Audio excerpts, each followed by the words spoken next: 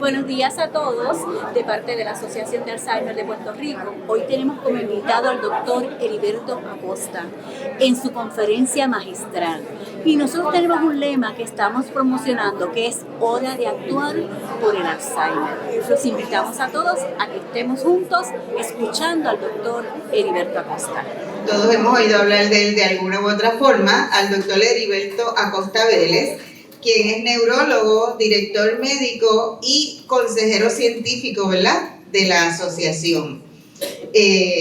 Provee muchos servicios clínicos a personas, ¿verdad?, con la condición de demencia, es investigador y también le gusta y adora hablar de esta enfermedad y explicarnos de dónde viene y hacia dónde vamos con esto. Así que en la mañana de hoy, ahora les dejo con el doctor Heriberto Acosta, que nos va a hacer un recorrido fisiopatológico a través del Alzheimer, abriendo puertas para el futuro. Les dejo con ustedes al doctor Acosta.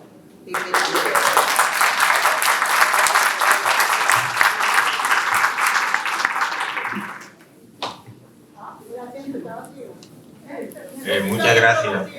Para mí es un placer siempre venir a esta reunión. Y de hecho, pues aquí casi todas las caras son conocidas, así que reciban todos un saludo bien afectuoso. Yo deseo comenzar con 2 o 3 cositas básicas, sencillamente para aclarar el lenguaje. Y quiero recordarle algo que es bien importante, que todavía pues permea en la mente de muchas personas. Y es el concepto de que la pérdida de memoria y las habilidades cognitivas no son parte del envejecimiento normal de una persona.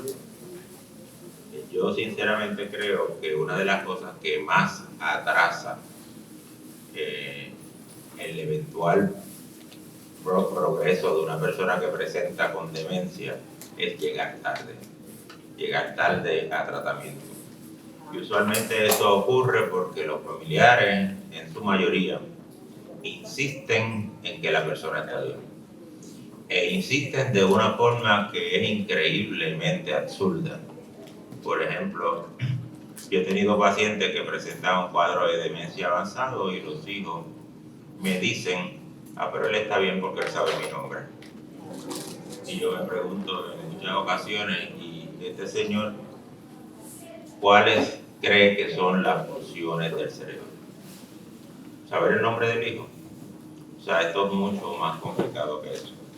Y yo lo que le quiero decir es que si yo a los 60 años tengo una deficiencia en mis habilidades de memoria cognitivas que no está a la par de mi funcionamiento cuando yo tenía 50 años, hay algo malo en mi cerebro. O sea, si yo no funciono como 10 o 15 años antes, a pesar de que yo funcione mejor que el 99% de la población de este país, usted tiene algo malo en su cerebro. O sea, que no se comparen con el vecino ni se comparen con más nadie, compárense con ustedes mismos. Y vuelvo y repito, si yo a los 60 años no puedo manejar, por ejemplo, los detalles de mi profesión, los detalles de mi quehacer diario o profesional, si estoy haciendo cosas que verdaderamente no son las que yo hacía antes, a pesar de que yo funcione mejor que el 99% de la población, yo tengo algo malo en el cerebro. Y en ese momento, y posiblemente antes, es el momento de buscar ayuda. El concepto que le quiero traer es que siempre hablamos, esto, pues yo no tengo ningún conflicto de interés que informarles a ustedes, siempre hablamos de que la enfermedad de Alzheimer pues, se caracteriza por la deposición de las placas de amiloide y los usos neurofibrilares, que fueron los marcadores patológicos que el doctor Alois Alzheimer, que lo tienen aquí, describió en el 1906. Alois Alzheimer describió esa patología y desde entonces se ha marcado como que es la etiqueta que nos dice desde el punto de vista patológico qué es lo que tiene el paciente.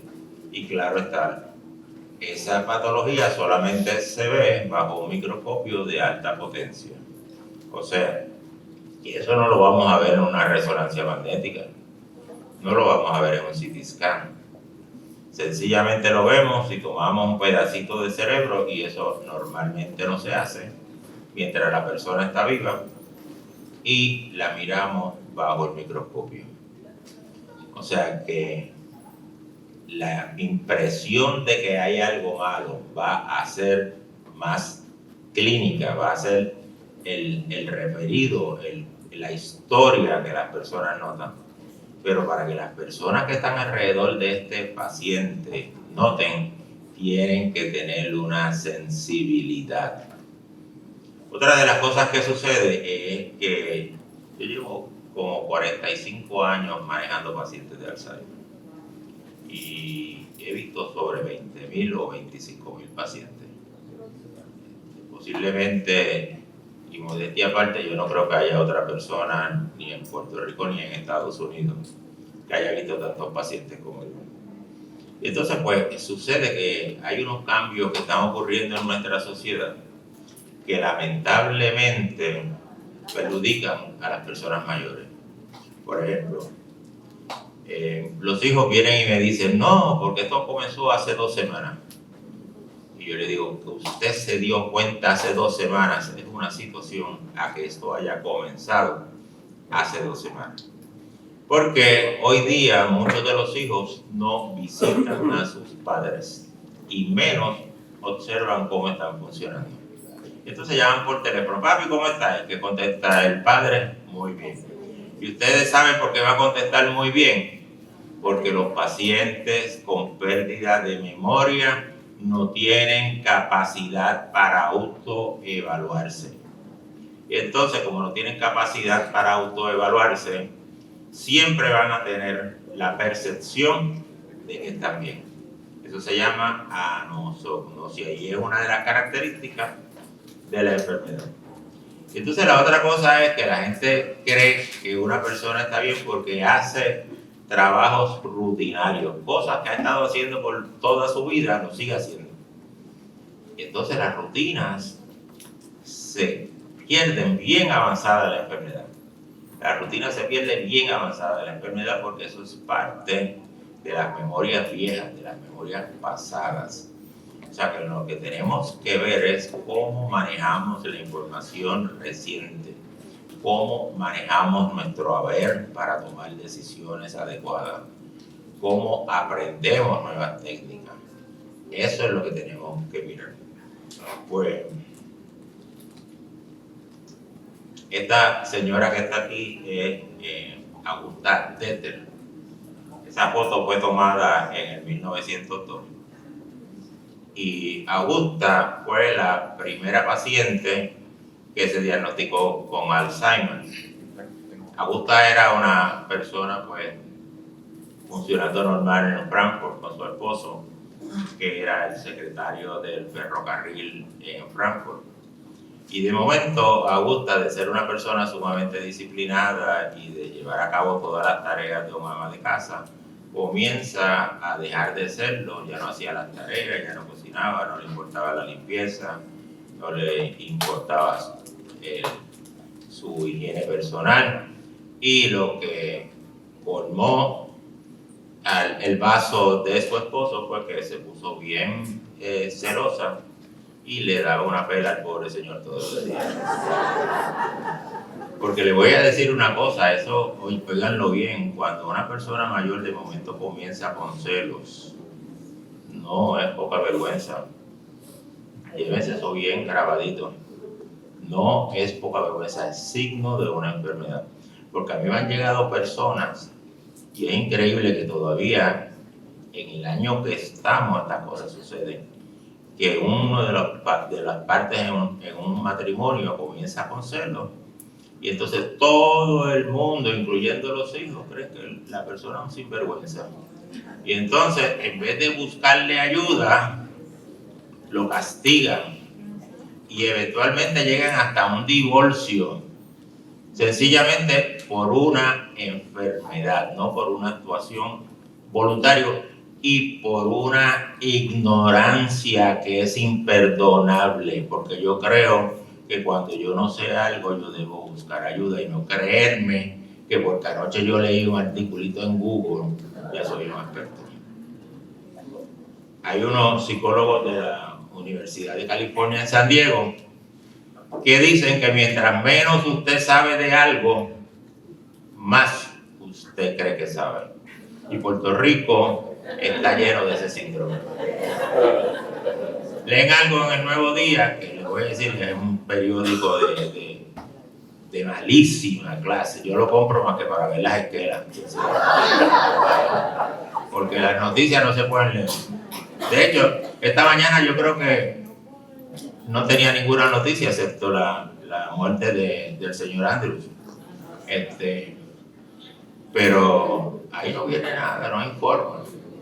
Pues la cosa es que algunas personas vienen y leen un pedacito de alguna cosita que aparece en internet y ya yo soy experto en eso. Pero ustedes saben que aquí hay expertos en meteorología. Cuando vinieron los temblores habían expertos en geología, en temblores. Y las áreas de especialidad de nuestro pueblo pues van cambiando según el tema se ponga de moda. Pero yo quiero decirle eso, que mientras menos sabe una persona de algo, más se cree que sabe. Y la razón es porque ignoran el universo de conocimientos que existen y se creen que esa pequeñísima parte, esa pequeñísima fracción de conocimientos es el total de conocimiento. Pues como le iba diciendo, el esposo de Augusta decidió llevarla a la sala de emergencia del hospital psiquiátrico y esa noche al doctor Alzheimer estaba de guardia, le tocó atenderla. Y por alguna razón Alzheimer dice, esta es mi paciente, porque Alzheimer había estado pensando desde hacía tiempo de que las demencias era algo distinto a la senilidad.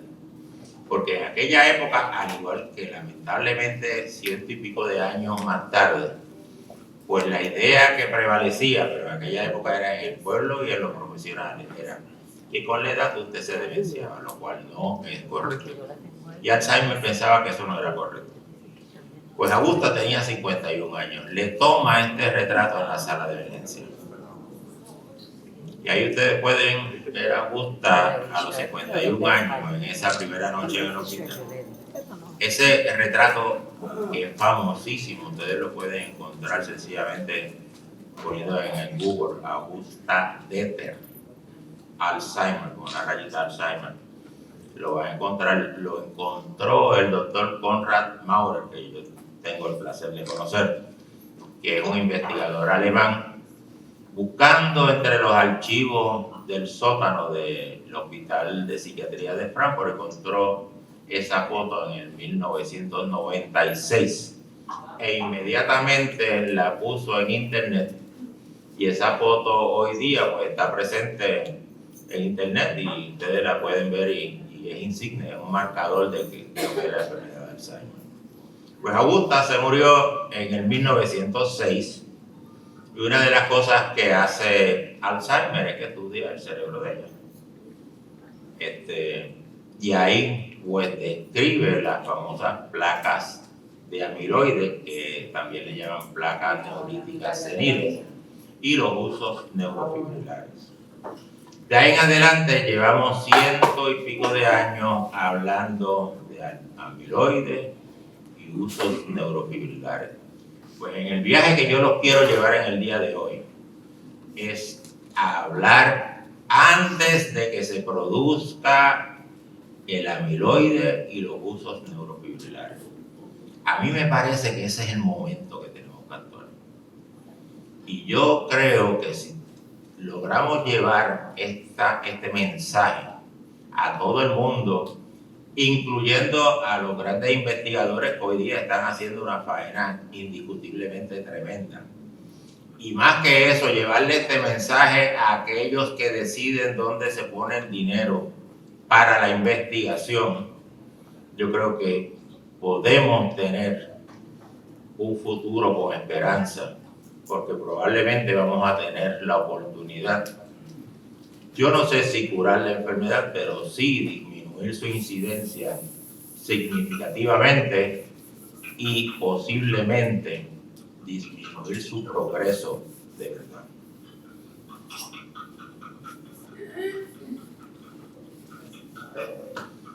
Pues antes de que se produzca el Alzheimer, se produzca la deposición de amiloides, suceden un montón de cosas.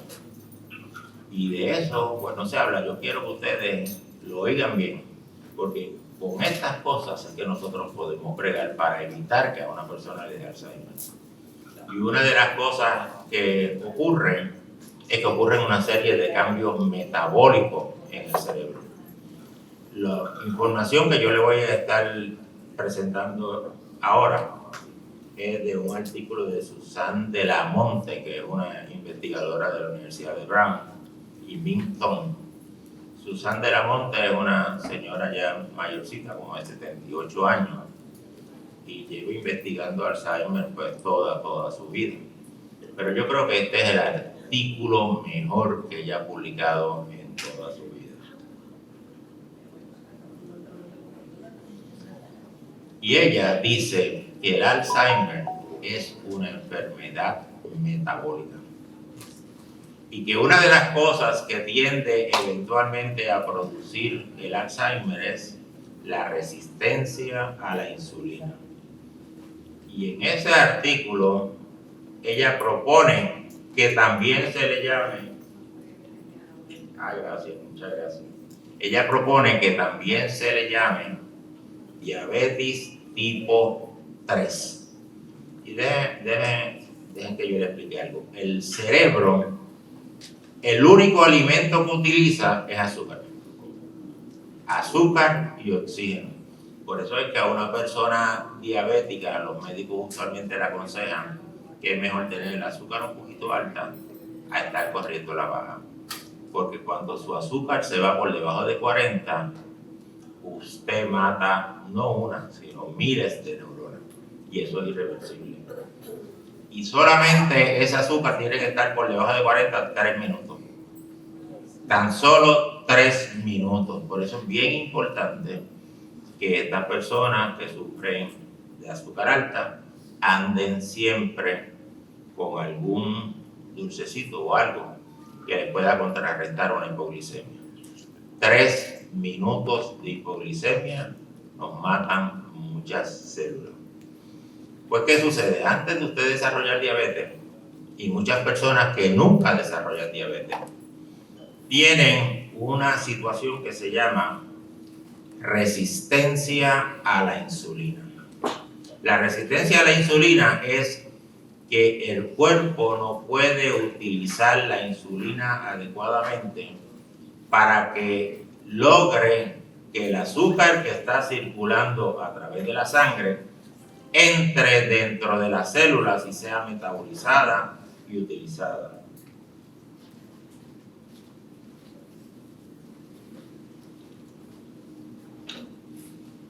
Y esto ocurre en cantidad, especialmente en las personas que están en sobrepeso, pero necesariamente puede ocurrir en cualquiera.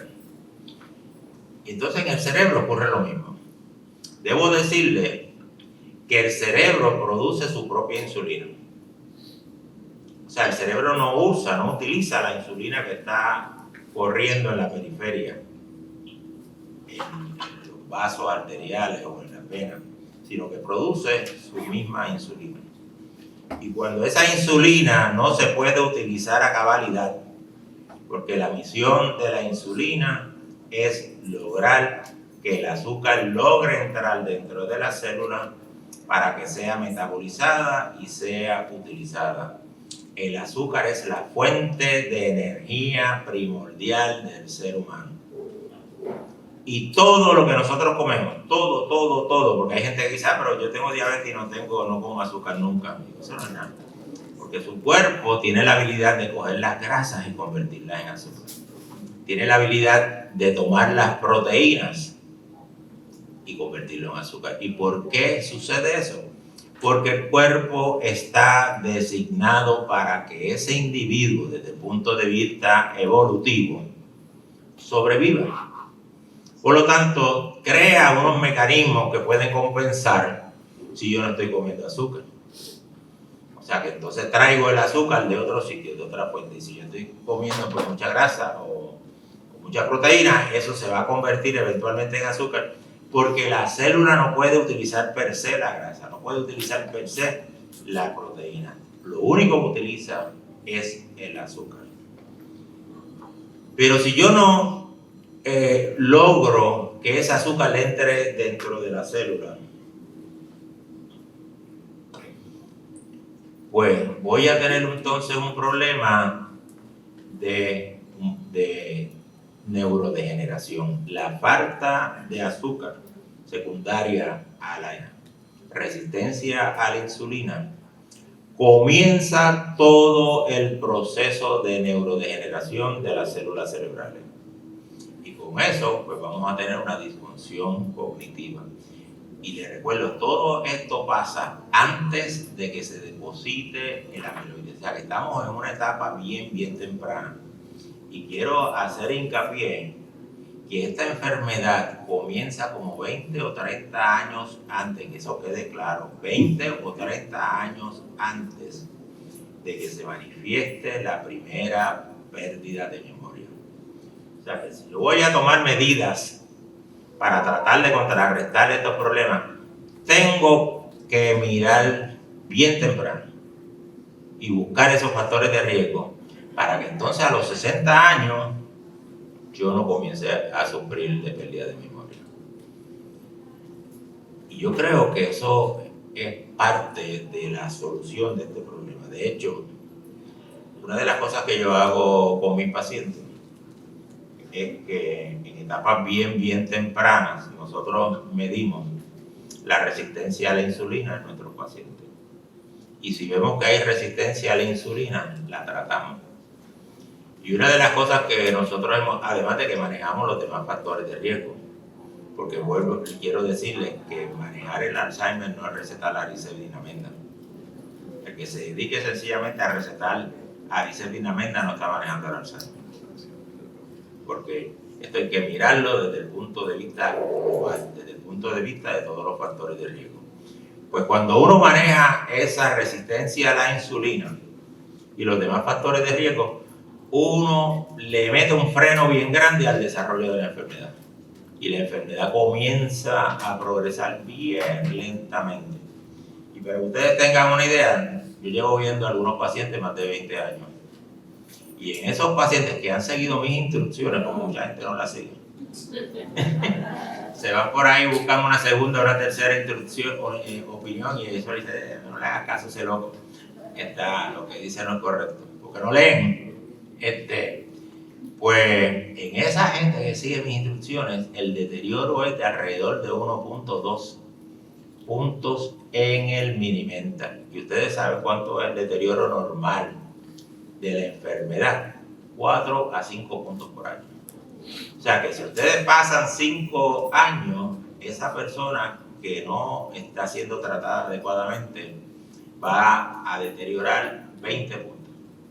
Si yo deterioro 20 puntos, yo voy en 5 años a estar usando Pampers, no voy a poder controlar mi orina, no voy a poder controlar mi excreta, me voy a confundir de dónde es el baño, voy a hacer mis necesidades en la sala. O sea que es una diferencia extraordinaria. Sin embargo, si yo lo único que pierdo son 5 puntos, yo voy a estar funcionando. Yo voy a poder seguir manejando mi persona, que es lo más importante. Y voy a hacer una carga menor para el cuidador, porque cuando uno trata... ¿Qué? ¿Por dónde va a poner? No, Es que no me se seca. regulación de relación de metabolismo. Anterior. No. Antes. Ahí. Pues si yo pierdo más que 5 puntos, yo voy a poder manejarme yo mismo. Cuando uno maneja a un paciente de Alzheimer, uno tiene que acordarse que uno no está manejando al paciente de Alzheimer. uno está manejando al cuidador también. Porque si yo no manejo, si yo no le hago la vida fácil a ese cuidador, y ese cuidador en el camino se me quema y se frustra, se vuelve un cuidador hostil y agresivo, y eso va a tener un gasto psicológico en el paciente, y eso va a patrocinar conductas adversas en ese paciente. Además de que un cuidador quemado no es un buen cuidador. Pues si manejamos esta resistencia a la insulina, vamos a disminuir la neurodegeneración.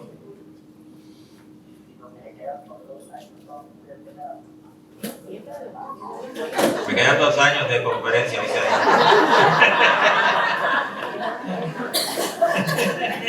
¿Me lo oyeron?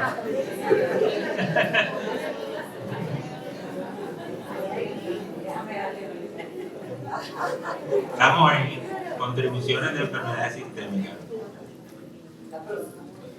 Mira, a ver. Yo creo que van para atrás. Esa es. No, dale después. La próxima.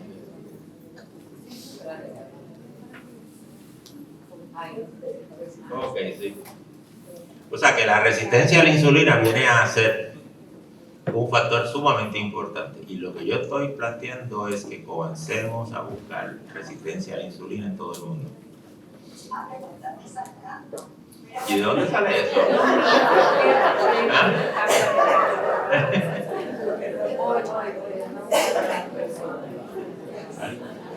No me digas que tiene un radio y está cogiendo la conversación de una persona.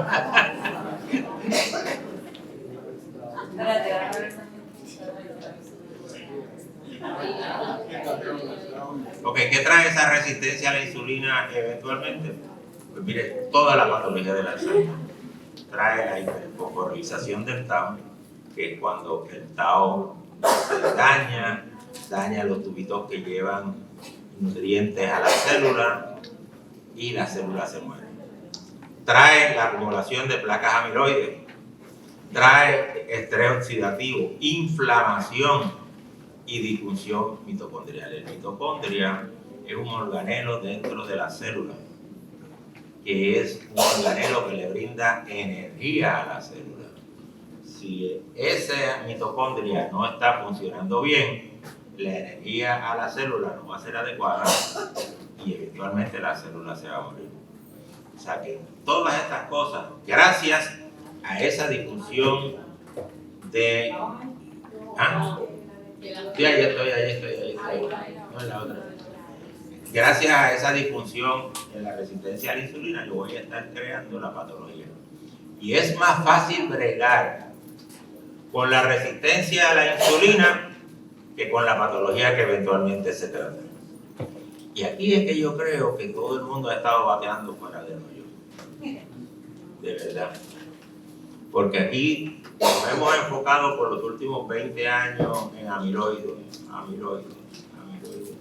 Y amiloides es el punto final de la oración. Hay otras cosas que pasan antes y que serían más fáciles de bregar. Por ejemplo, para manejar el amiloide, la cantidad de billones, no millones de dólares, de billones de dólares que se han invertido es increíble. Entonces, me van a dar algo para comer, ¿viste? A que me calle.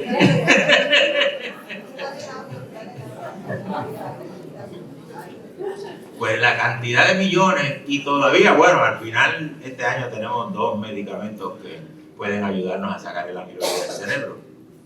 Pero ahorita voy a hablar de eso, tampoco son resuelve todo.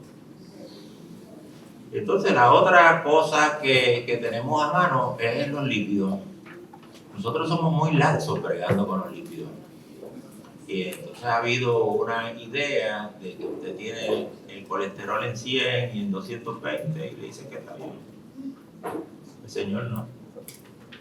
Tenemos que hacer más hincapié en un manejo extraordinario del colesterol. Porque el colesterol es otro de los factores que ayuda a eventualmente crear toda la patología del Alzheimer. Y yo le voy a decir cuáles son los números óptimos que debiéramos todos aspirar. Colesterol total de 130.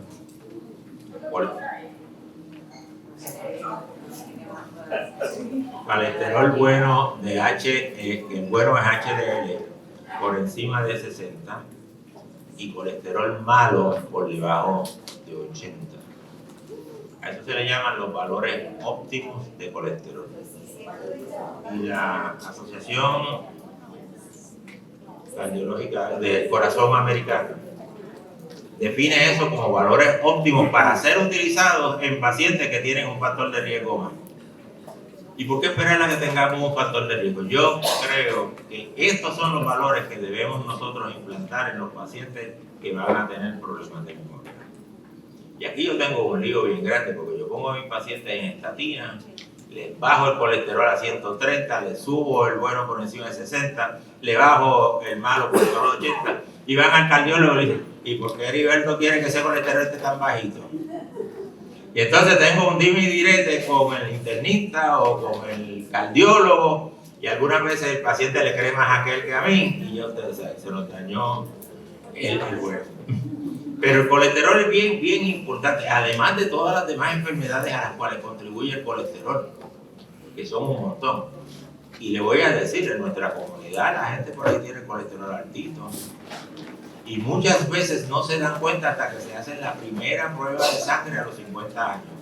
Y entonces uno le dice, ¿desde cuándo usted tiene colesterol alto? Ah, desde los 50 años que me hice la primera prueba. Digo, no, señor.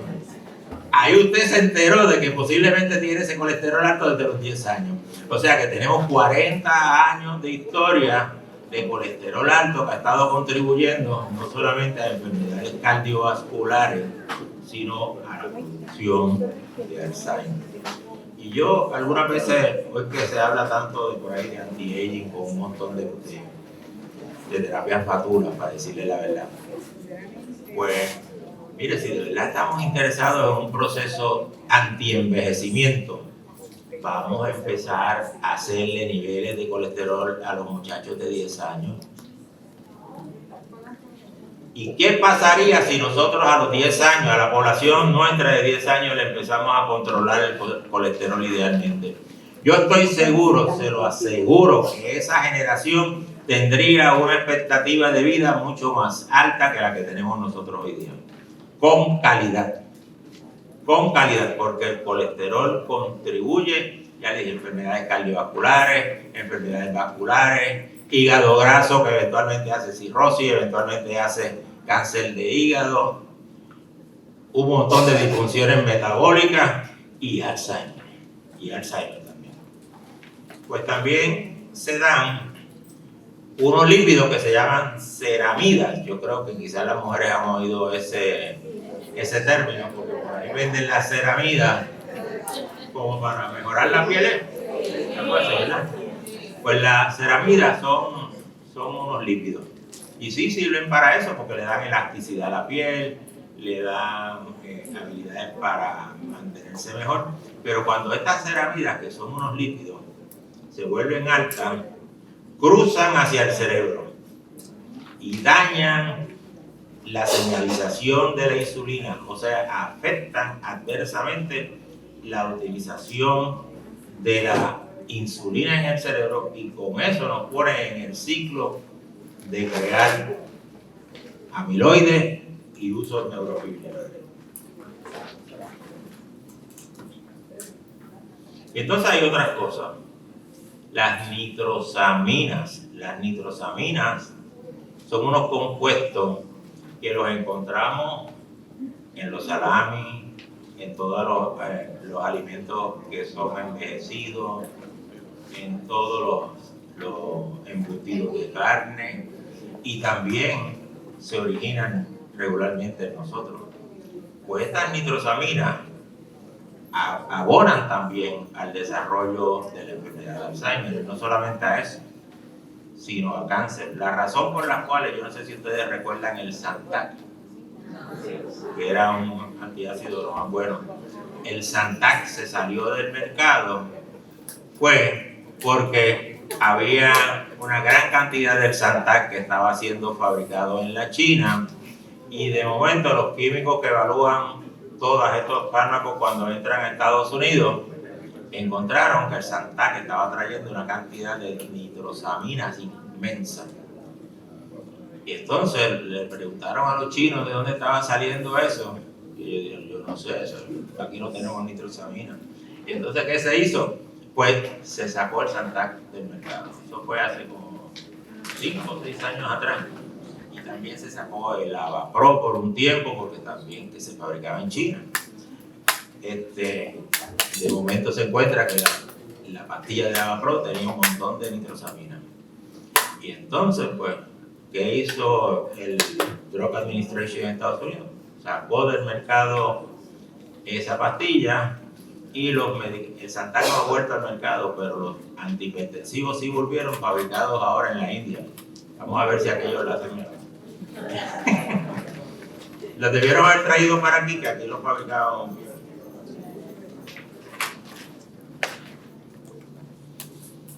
Ok, pues ya les mencioné que esta resistencia a la insulina es sumamente importante,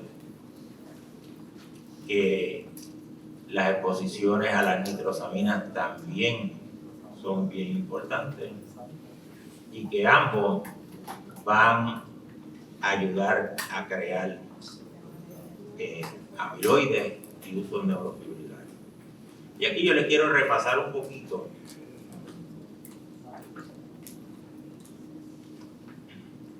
lo de la hiperlipidemia.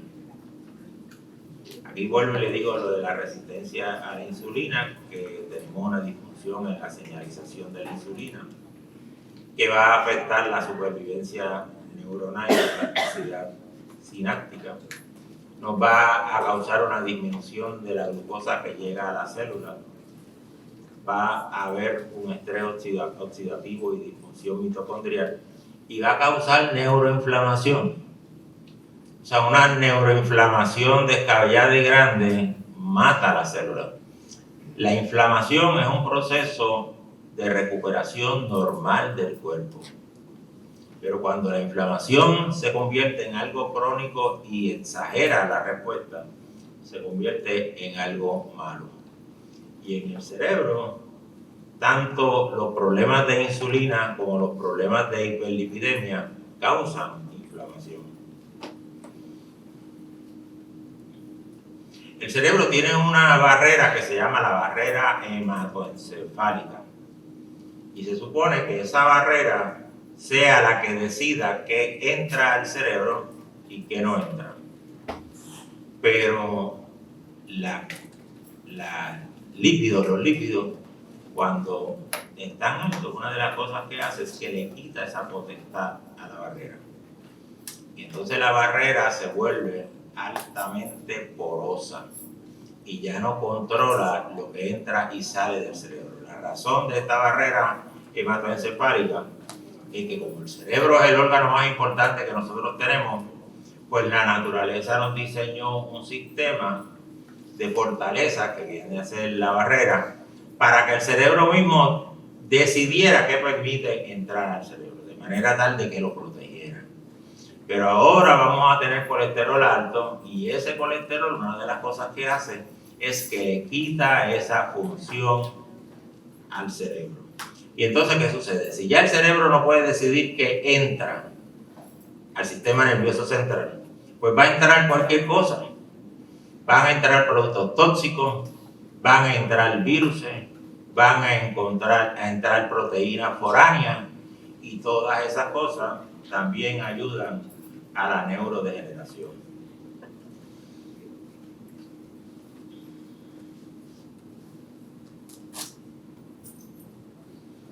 Todos estos cambios de disfunción en la utilización del azúcar y disfunción con los lípidos nos van a dar un problema con la sinapsis. La sinapsis es el sitio donde una neurona se comunica con otra. Todas las neuronas tienen ese sistema. De hecho, la inteligencia de las personas no depende de la cantidad de de neuronas que uno tiene en la cabeza. La inteligencia de las personas depende de la cantidad de asociaciones, la cantidad de sinapsis que cada neurona hace con otra, o sea, la creación de una red neuronal. A mayor red, que no depende, como les digo, del número de neuronas, depende de esa cantidad de relaciones. A mayor red, mejor la cognición de la persona. Pues la hiperlipidemia y la resistencia a la insulina, una de las cosas que hace es que impide la formación de esas redes. Nos crea también estrés oxidativo y nos da de nuevo la inflamación y el hipometabolismo cerebral. ¿Y cuáles serían las implicaciones clínicas de esto ahora, no en el año 2050? Que nosotros podríamos bregar ahora con lo que tenemos en nuestras manos en el control de la glucosa y en el control de la resistencia a la insulina. Y si fuéramos más agresivos, podríamos bregar mejor con los lípidos. Y de esa forma, podríamos entonces disminuir bastante, eventualmente, el desarrollo de la enfermedad.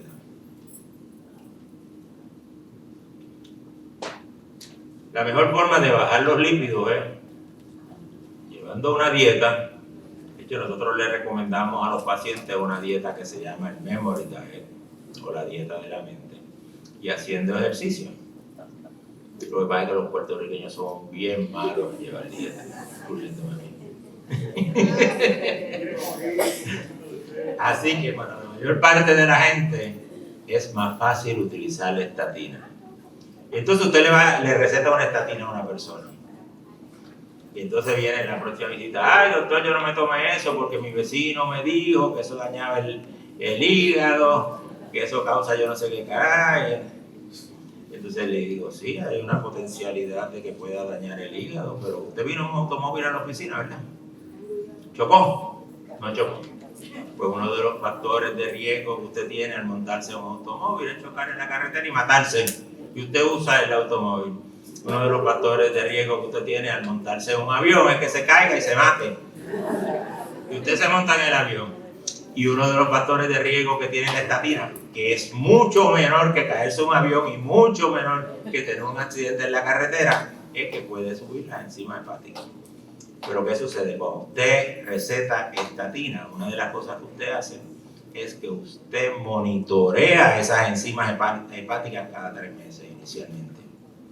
Y de esa forma, usted sabe si la estatina le está haciendo algún daño al hígado. Y si está sucediendo así, pues usted cambia la dosis o cambia de medicamento. Y yo le digo: oiga, ¿y le dijeron la otra historia de la hiperlipidemia y el hígado? No me lo dijeron. Pues yo se la voy a decir ahora. Pues mire, cuando usted tiene los lípidos altos, una de las cosas que sucede es que esos lípidos se depositan en el hígado. Y eso se llama hígado graso. Y yo creo que más del 70% de los puertorriqueños tienen hígado graso. ¿Y ustedes saben qué sucede con la gente que tiene hígado graso? Pues eventualmente le da cirrosis, igualita que la que le da a la gente que utiliza alcohol. Igualita.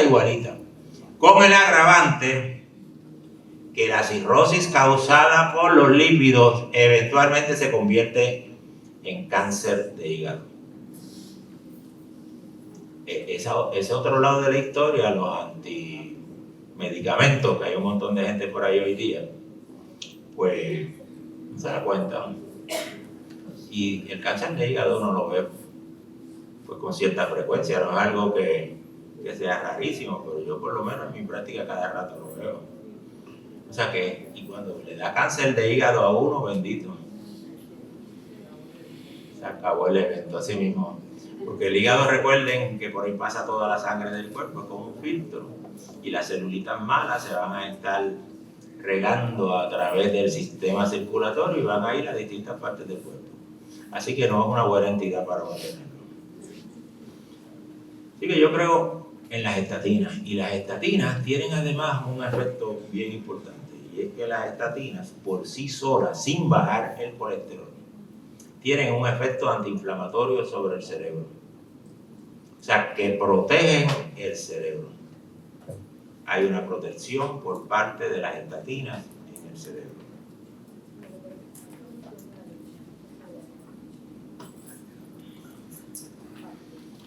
Y aquí pues vuelvo y hago hincapié en que estos son mecanismos que podríamos controlar y de esa forma ser mucho más efectivos en tratar de evitar la enfermedad en las personas. Estas son algunas referencias de lo que le estaba diciendo. Y entonces hablamos mucho del amiloide desde el 1906, cuando el doctor Alzheimer describió el amiloide en Augusta. Y todo el mundo cree que el amiloide es malo. Pero no, el amiloide lo tenemos todos nosotros en el cerebro y tiene unas funciones fisiológicas buenas. Por ejemplo, el amiloide ayuda en la comunicación entre las células, almacena y libera hormonas, tiene propiedades antimicrobianas y ayuda a crear un apoyo, un soporte estructural a las células también. Y de hecho, no todo el amiloide es negativo. Por ejemplo, nosotros hemos estado trabajando con la Universidad de Miami y una de las cosas que nosotros encontramos en muchas personas de ascendencia africana en Puerto Rico es que el amiloide de estas personas les servía de protección, contrario al amiloide que tenía el resto de las personas, que cuando tenían una cantidad alta de amiloide era un factor de riesgo para la enfermedad de Alzheimer. Y ustedes saben por qué les servía de protección, porque nosotros nos pusimos a averiguar de dónde venían esas personas de ascendencia africana, de dónde originalmente fue que los trajeron. Y encontramos una tribu en el centro de África. Y de ahí fue que trajeron muchos de los individuos que trajeron a Puerto Rico. Y esas tribus en el centro de África es un área que es endémica para la malaria. ¿Y qué sucede? El proceso evolutivo se dedica a tratar de fomentar aquellas cosas que hagan sobrevivir a la especie y al individuo. Pues con el tiempo hubo una adaptación. Y con el tiempo el amiloide de estas personas se dedicó más a protegerlos de la malaria que a hacerle daño. Y entonces esa protección, cuando vienen acá a América, la traen con ellos. Y eso fue una sorpresa extraordinaria porque todo el mundo creía que esa presencia de amiloide en todo el mundo era dañina. Pues no, hay un grupo de personas que por su ascendencia única y particular, pues el amiloide les es protectivo.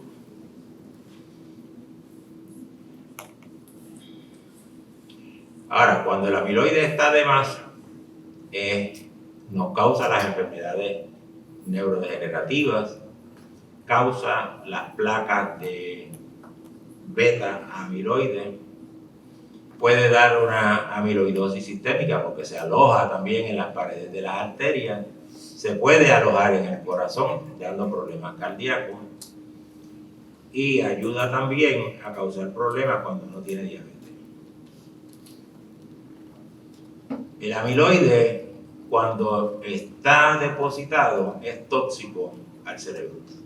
Pero antes de depositarse ya viene siendo tóxico. Y hay una fracción del amiloide que se conoce como oligómeros. Los oligómeros parecen como un cordoncito que viene flotando en el líquido cefalorraquídeo. Y esos cordoncitos van y se unen con una fibrila, una fibra. Se unen unos con otros para formar la placa de amiloide. Pues ustedes saben que esos cordoncitos que se conocen como oligómeros son más tóxicos que las mismas placas de amiloide. O sea que si sencillamente esperamos a bregar con el amiloide, no podemos esperar a que el amiloide ya esté depositado. Si queremos ser más efectivos, tenemos que ser más proactivos y atacar en la base en que se está creando la placa y atacar esos oligómeros.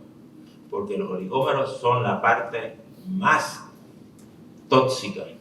Y ya algunos de estos medicamentos que tienden a remover la placa de amiloide están visualizando que se ataque primero a los oligómeros más que a la amiloide.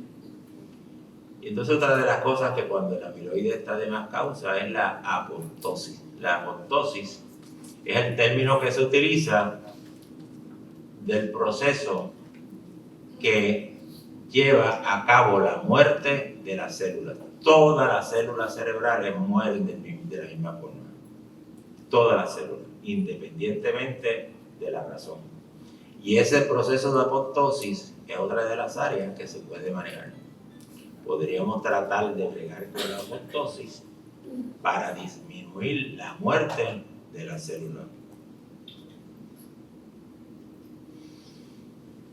Y entonces, ¿qué tipo de terapias podemos aquí considerar? Pues los anticuerpos monoclonales, la inmunoterapia, la prevención de la agregación de esos oligómeros y reducción en la producción del amiloide. Nosotros conocemos una cosa que se llama la cascada del amiloide y ahí tenemos descrito todos los pasos que hay en la creación de ese amiloide. Y hay un paso en específico donde se envuelven dos enzimas que se llaman secretasas. Y estas secretasas son necesarias para la formación eventual del amiloide. Pues ya se han creado algunos medicamentos que tienden a disminuir y a obstaculizar las secretasas. Desgraciadamente, los efectos secundarios de estos medicamentos que interfieren con las secretasas hasta ahora han sido bastante molestosos, causando disfunción gástrica de una forma que es bastante intolerante. Pero yo confío que dentro de poco tiempo, como todo esto progresa, esos efectos secundarios puedan ser eliminados o manejados de una forma que permita el que se utilicen medicamentos para disminuir la acción de la secretasa. Y esto sería extraordinario, porque recuerden que todo en la vida es o lo tengo normal, o tengo poquito, o tengo de más. Y el amiloide comienza a hacer daño cuando está de más. O sea que si disminuimos, aunque sea parcialmente, la producción del amiloide, pues entonces no vamos a tener amiloide de más y de una forma u otra estamos deteniendo uno de los factores necesarios para el desarrollo de la enfermedad. Lo que yo deseo que recuerden es que el amiloide tiene una función fisiológica, porque todo el mundo cree que el amiloide es malo, pero que además cuando está de más, entonces se convierte en algo patológico. Una de las cosas que nos abre puertas hoy día son los biomarcadores. Nosotros ya podemos encontrar y diagnosticar la enfermedad de Alzheimer 20 años antes de que ocurra. Y esos biomarcadores se presentaron en febrero de este año. Hay un biomarcador para amiloide que anteriormente había que hacerlo en líquido cefalorraquídeo a través de una punción lumbar, pero ahora se puede hacer en sangre, como una pruebita de sangre que cualquiera de ustedes se puede hacer. Y ese biomarcador, con una precisión de un 95%, puede predecir quién va a tener Alzheimer 20 años después. Porque recuerden que ahorita yo les mencioné que la enfermedad comienza 20 o 30 años antes. Por lo tanto, la deposición de amiloide y la fabricación del amiloide en cantidades exageradas va a estar ocurriendo desde esa época. Y ya para esa época, pues estos biomarcadores que van a estar en plasma pueden demostrar que hay amiloide de más y uno lo puede detectar en sangre. Se pueden hacer en líquido cefalorraquídeo, pero hay que hacer una punción lumbar y eso no le gusta a la gente. En las imágenes cerebrales se pueden hacer marcadores de amiloide y marcadores de tau. esto se puede hacer en los pescados. Lamentablemente en Puerto Rico no tenemos esa facilidad, porque no, yo entiendo, alguna gente me dice que sí, que aquí hay un ciclotrón, pero yo no conozco, de verdad que yo no conozco dónde está ni cómo, y hasta mi mejor conocimiento yo he tratado de buscar a ver dónde existe, y no lo he visto. Yo sé que había, un ciclotrón es una máquina que se dedica a crear material nuclear, pues eso, que yo entiendo, no existe. Y para uno poder hacer imágenes cerebrales, para marcar el amiloide y el tau, necesitamos crear un marcador que es radioactivo.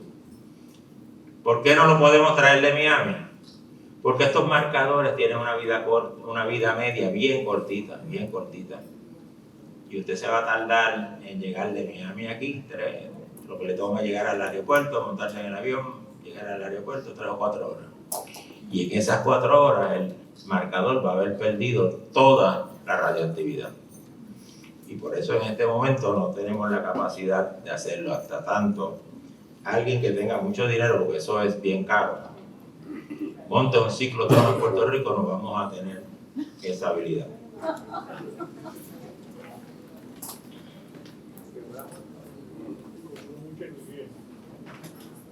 Como le dije, estos análisis son bien confiables, bien complicados.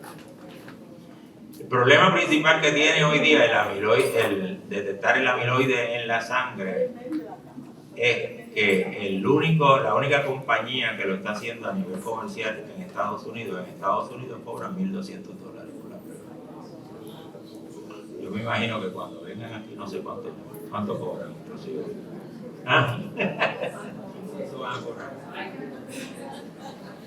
Y hasta donde yo sé, pues la mayoría de los planes médicos no lo cubren.